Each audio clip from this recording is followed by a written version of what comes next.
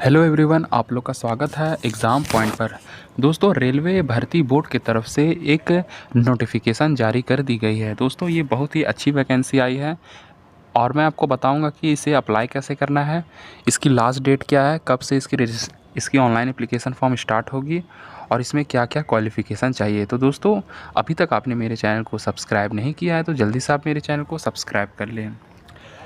Railway recruitment cell की तरफ से ये नोटिफिकेशन जारी की गई है और ये नोटिफिकेशन नंबर है RRC-NR 06-2024 एक्ट अप्रेंटिस डेटेड 13 अगस्त 2024 को इसकी नोटिफिकेशन जारी कर दी गई थी। मैं आपको बताऊंगा इस वीडियो में पूरा डिटेल आपको कैसे अप्लाई करना है और इसका क्या सिलेक्शन प्रोसीजर होगा। चलिए वीडियो को स्टार्ट करते हैं। सबसे इम्पॉर्टेंट बात दोस्तों, इसकी जो ऑनलाइन एप्लीकेशन जो स्टार्ट होगी फॉर्म भरने के लिए 16 अगस्त 2024 से फॉर्म स्टार्ट होगी और इसकी जो लास्ट डेट रहेगी 16 सितंबर 2024 इसकी लास्ट डेट रहेगी। इसमें भी कोई भी आपका ना एग्ज़ाम होगा, ना रिटन टेस्ट होगा, ना इंटरव्यू होगा, कुछ नहीं होगा। आपका मेरिट लिस्ट के आधार पर आपका फ़ाइनल रिज़ल्ट जो कि दिया जाएगा नवंबर 2024 में, आपका फ़ाइनल रिज़ल्ट डिक्लेयर कर दिया जाएगा। फिर दोस्तों इस नोटिफिकेशन में आगे ये इम्पॉर्टेंट बात एक और कही गई है कि जो इसकी जो क्वालिफ़िकेशन चाहिए, आपको सिर्फ 10th पास होना चाहिए और ITI होना चाहिए। अगर आपके पास 10th पास है और आप ITI का जो क्वालिफ़िकेशन है, मतलब आपका जो फाइनल सेमेस्टर है या फिर फाइनल ईयर है, अगर आपका लास्ट ईयर है तो भी आप इसे अप्लाई कर सकते हैं। तो दोस्तों, 10th पास और ITI आपके पास होना चाहिए और इसकी जो ऑनलाइन स्टार्ट जो लास्ट डेट होगी 16 सितंबर होगी। और सबसे मोस्ट इम्पॉर्टेंट बात दोस्तों, आपका जो एज होना चाहिए वो 15 साल कंप्लीट होना चाहिए और ज़्यादा से ज़्यादा आपका 24 साल होना चाहिए। मतलब दोस्तों 15 साल से लेकर 24 साल के बीच में आपका एज होना चाहिए। फिर अगर आपका एज ज़्यादा हो रहा है तो आप SC/ST कैटेगरी में आते तो आपको 5 साल का एज रिलैक्सेशन मिलेगा और OBC कैंडिडेट को 3 साल का मिलेगा। अगर आप डिसेबिलिटी पर्सन है तो आपको 10 साल का एज रिलैक्सेशन मिलेगा। फिर दोस्तों, इसकी जो फ़ीस रहेगी ऑनलाइन एप्लीकेशन फॉर्म अप्लाई करने की 100 रुपया मात्र रहेगी। आपका जो फ़ी पेमेंट करना है आपको ऑनलाइन मोड में करना है। SC/ST PWBD और वुमेन कैंडिडेट के लिए कोई भी फ़ीस पेमेंट करने की कोई ज़रूरत नहीं है। इसका जो सिलेक्शन प्रोसीजर है दोस्तों, आपका जो सिलेक्शन होगा वो आपका स्क्रीनिंग होगा, स्क्रूटनी होगा एप्लीकेशन फॉर्म का। मतलब जिस तरह फॉर्म भरे हैं, क्या फॉर्म ये सही है कि नहीं, सारा तरह से चेक होगा। फिर दोस्तों, ना ही इसमें कोई रिटन टेस्ट होगा, ना ही कोई वाइवा, ना इंटरव्यू होगा। और सबसे मोस्ट इम्पॉर्टेंट बात दोस्तों, अगर आप 10th पास हैं तो आपके पास 50% मार्क्स होना, मिनिमम 50% मार्क्स मांगा गया है। साथ में ITI का सर्टिफिकेट आपके पास होना चाहिए। ये दोनों 10th पास और ITI ये दोनों आपके पास होना चाहिए। फिर दोस्तों, फिर इस नोटिफिकेशन में आगे एक बात और कही गई है कि फिर दोस्तों इस नोटिफिकेशन में आपको और अच्छे से मैं आपको बताता हूँ कि क्या क्या इसमें आपको और फॉलो करना है। और अगर आप फॉर्म को भर रहे हैं और आपका फॉर्म रिजेक्ट हो जा रहा है तो कौन कौन कारण से हो सकता है। सबसे पहला पॉइंट कि अगर आप एप्लीकेशन फॉर्म को इनकम्प्लीट भर रहे हैं या फिर अपना फॉर्म भरते टाइम फॉर्म भर दिए लेकिन अपना फ़ोटोग्राफ नहीं अपलोड किए हैं, लेफ्ट हैंड इम्प्रेशन नहीं अपलोड किए हैं, सिग्नेचर नहीं किए, अपना सिग्नेचर आप अपना कैपिटल में कर दिए, तो ये सारा कारण है। या फिर फ़ोटो तो अपलोड कर दिए लेकिन आप फ़ोटो में चश्मा वगैरह पहने हैं, कैप पहने हैं, तो इस तरह का आपको नहीं करना है काम। तो ये सारी चीज़ आपको ध्यान में रखना है।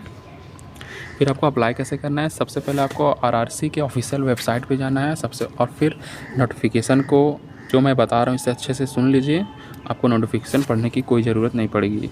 जब आप RRC का वेबसाइट को ओपन करेंगे तो आपको एक पेज खुलेगा जो कि इसमें लिखा होगा इंगेजमेंट ऑफ एक्ट अप्रेंटिस। इसमें आपको क्लिक कर लेना। फिर आपसे रजिस्ट्रेशन करने के लिए बोला जाएगा, जो कि अपना डिटेल भरना है, जो कि name, father name, community category, mobile number, email ID और डेट ऑफ बर्थ। ये सब होने के बाद दोस्तों जब आप सबमिट करेंगे तो आपके ईमेल आईडी में और मोबाइल नंबर पर एक रजिस्ट्रेशन नंबर आएगा और पासवर्ड आएगा लॉगिन करने के लिए। फिर दोस्तों जब आप लॉगिन करेंगे तो कैंडिडेट डैशबोर्ड में आपको जाना है। फिर वहाँ पे आपको अपना ऑनलाइन फ़ी पेमेंट करना है और फिर आपको अपना डॉक्यूमेंट को अपलोड करना है जो जो इस फॉर्म में मांगा जाएगा। फिर दोस्तों ये सब होने के बाद जब आपका फॉर्म फिल कर देंगे, फ़ीस पेमेंट कर देंगे, फिर अपना डॉक्यूमेंट अपलोड कर देंगे, फिर फाइनली आपको सबमिट पे क्लिक करना है।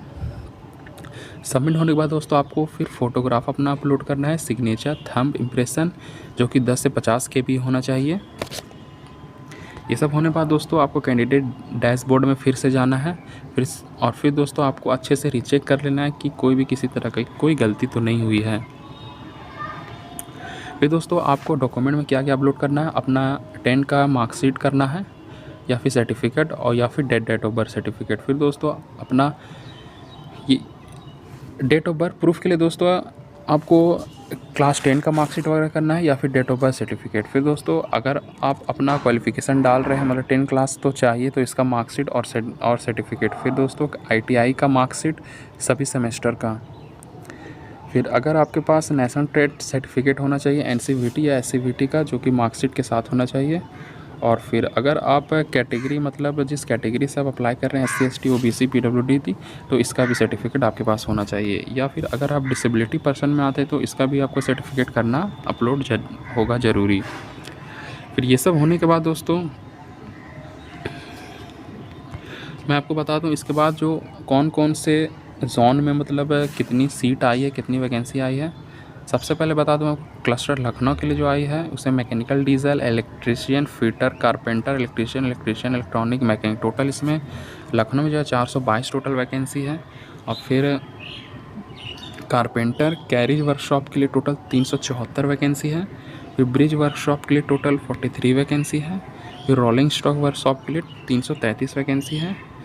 फिर रोलिंग स्टॉक वर्कशॉप और लोको कैरिज इलेक्ट्रिक के लिए टोटल 225 वैकेंसी है। फिर दोस्तों अम्बाला के लिए अगर आप क्लस्टर के लिए अप्लाई कर रहे हैं तो जो UMB डिवीज़न के लिए आपके पास 494 वैकेंसी है जो कि स्क्रीन पे देख सकते हैं। कारपेंटर, वेल्डर, ब्लैक स्मिथ ये सब लेके टोटल 494 वैकेंसी है। फिर CNW जगाधीर या यमुना नगर के लिए जो वैकेंसी 420 है। अगर आप क्लस्टर मुरादाबाद के लिए कर रहे हैं तो MB डिवीज़न के लिए मतलब डाटा एंट्री ऑपरेटर, स्टेनोग्राफर के लिए टोटल 16 वैकेंसी है। अगर आप दिल्ली क्लस्टर के लिए अप्लाई कर रहे हैं तो इसमें टोटल जो वैकेंसी आई है दोस्तों मैं आपको बता दूं कि CNW निज़ामुद्दीन मतलब NZM के लिए टोटल वैकेंसी 13 है।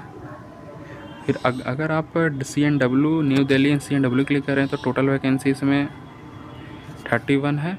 और फिर अगर आप वर्कशॉप के लिए कर रहे हैं तो इसमें फिटर के लिए 32 है, कारपेंटर 21 और वेल्डर के लिए 14 वैकेंसी है। फिर दोस्तों इसी तरह दोस्तों आप वीडियो को पॉज करके भी देख सकते हैं और अच्छे से हर एक 1 बाय 1 करके आप वैकेंसी को देख सकते हैं। अगर आप पर्सनल डिपार्टमेंट जाते हैं तो इसमें 15 वैकेंसी है। तो दोस्तों कोई भी क्लस्टर से आपको फॉर्म भर सकते हैं। फिर क्लस्टर फिरोजपुर से भी भर सकते हैं जो कि DL सेट के लिए आई है, TMU कार सेट के लिए आई है और CNW के लिए आई है। तो ये सारा रहा दोस्तों वैकेंसी डिटेल। आप वीडियो को पॉज करके भी आप देख सकते हैं डिपार्टमेंट वाइज या फिर आप वैकेंसी वाइज भी देख सकते हैं। तो दोस्तों ये रहा आपके लिए बहुत ही इंपॉर्टेंट अपडेट। बहुत अच्छी वैकेंसी आई है जो कि रेलवे रिक्रूटमेंट सेल की तरफ से आई है। तो इसी तरह आप मेरे चैनल से रोज़ नई अपडेट लेना चाहते हैं तो अभी आप मेरे चैनल को सब्सक्राइब कर लें। मैं हर दिन आपको गवर्नमेंट जॉब के बारे में, गवर्नमेंट अपडेट के बारे में इन्फॉर्मेशन देता रहूँगा।